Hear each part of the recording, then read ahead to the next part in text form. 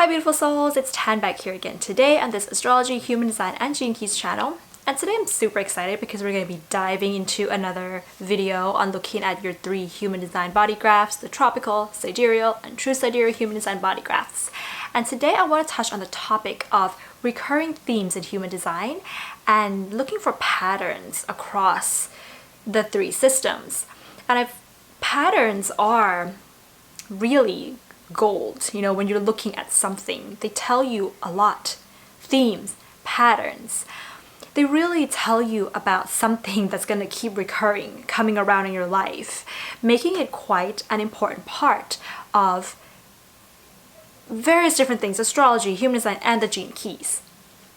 And this video is partially inspired by Human Design Systems Pro on Instagram, where he kind of posted his recurring themes in his own body graph and got me to think about doing this and then sharing it with you guys in terms of looking at the 3 systems. So what would be termed as a recurring theme with regards to human design gates would mean that a gate is showing up several times in your human design body graph. A gate is showing up in different planets in your human design body graph. Okay? So I'm going to give you an example of my tropical human design body graph and some recurring themes there. So in my human design, tropical human design body graph, I have gate 38 or gene key 38 4 times. 38.1, 38.2, 38.3, and 38.5. And of course, they're in, Neptune, Saturn, so they're like more generational planets. And I don't want you guys to think that generational planets don't matter as much because they're generational.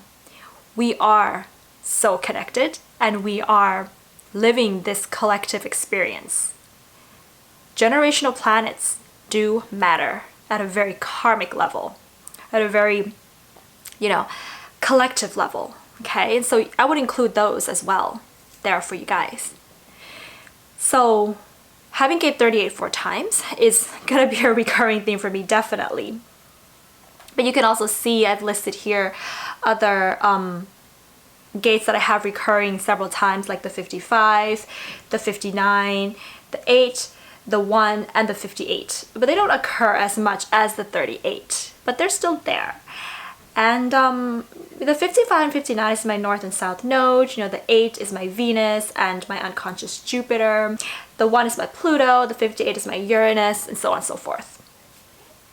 So when you find these recurring themes and you want to get these particular keywords for it, you can look through the Rave I Ching by Ra himself, the Complete Rave I Ching by Ra Uru Hu, and I'll post a PDF link to that in the comments and in the description box. And I would love to see what you guys have, written out for your recurring themes in your charts, whether you want to use only tropical or whether you want to use all 3, which I'm going to be doing all 3 later on in this video.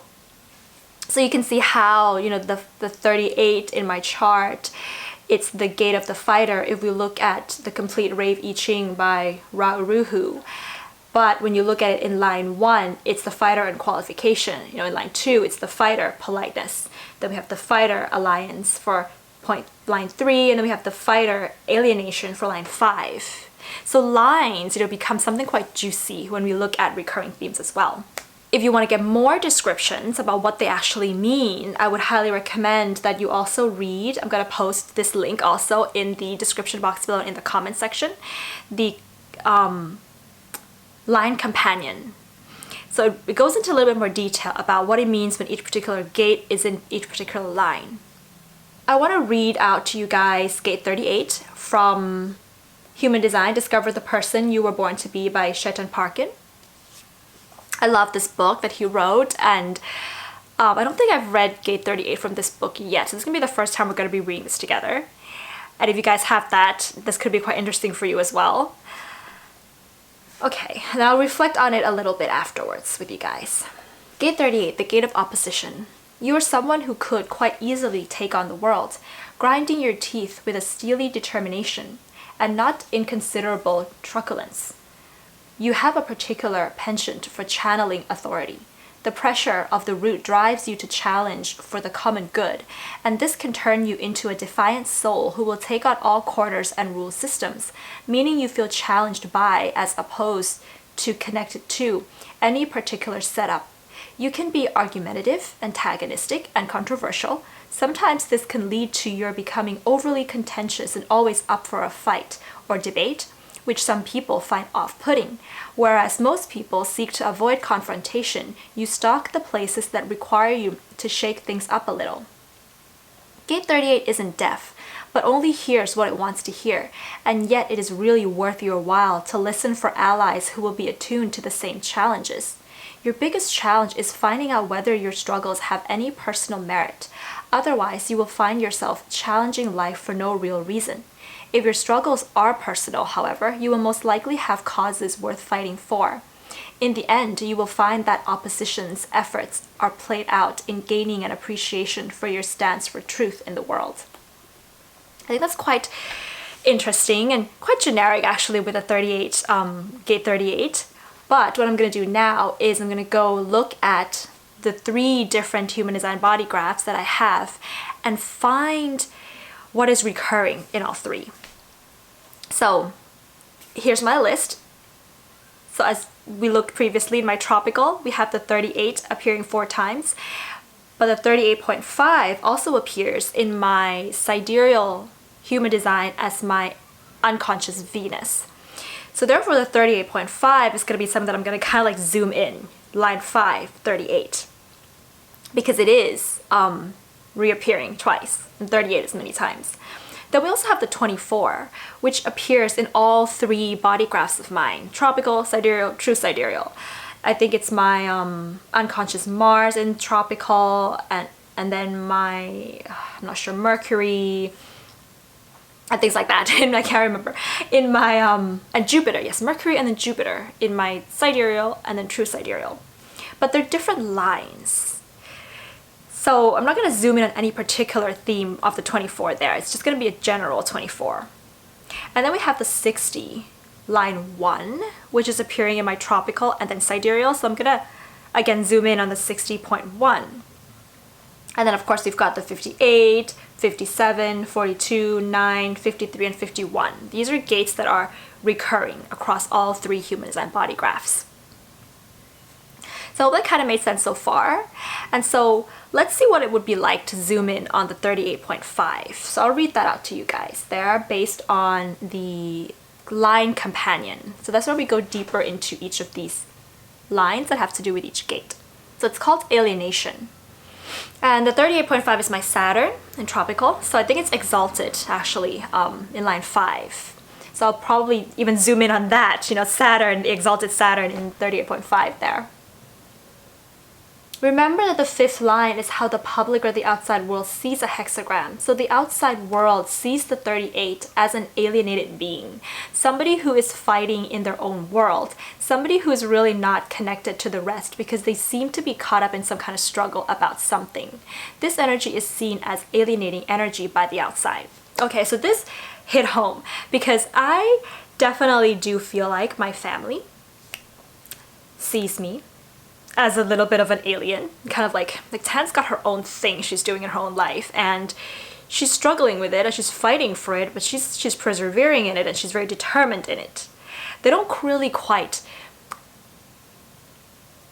they're not in it, if you know what I mean. They're not very interested in astrology, human design, or the gene keys, but they love me, and so they are going to be concerned about what I'm doing in my life naturally.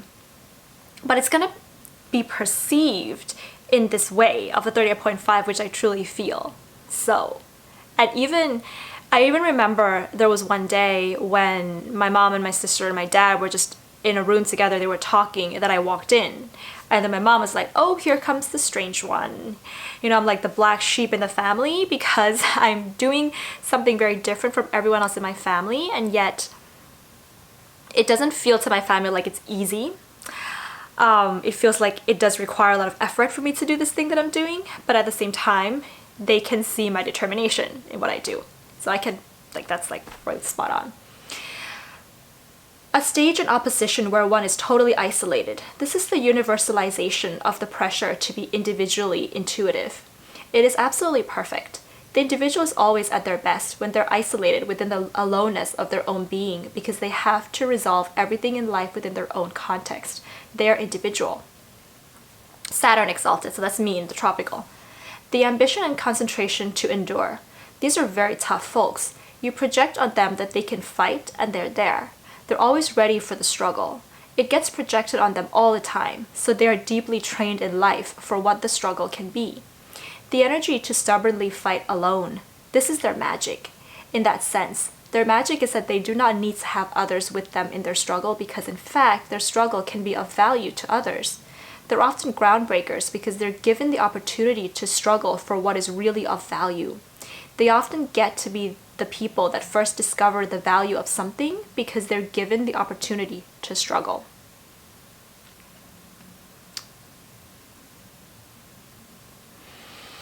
Let me just feel into that for a little bit.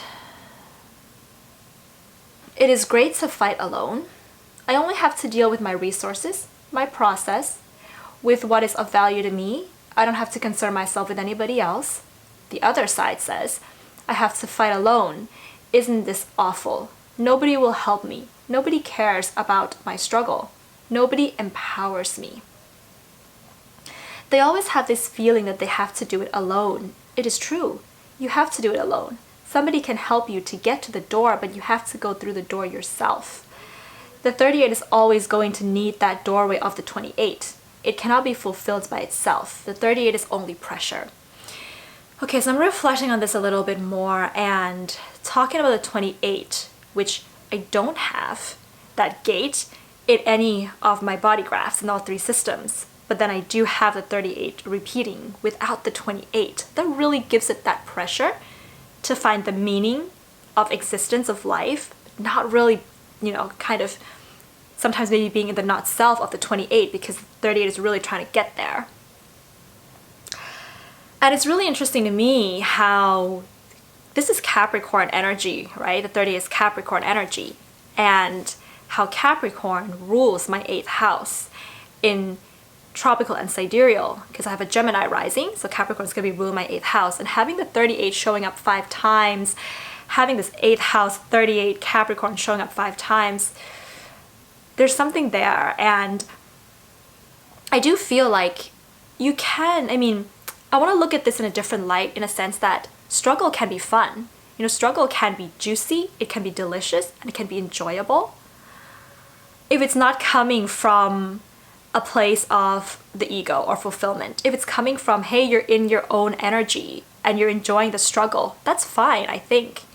And if you're not hurting anybody or causing problems in your relationships and your career, and, with that kind of a discernment, like, if it's your energy to challenge yourself, to do something that you're going to struggle a little bit, hey, go for it.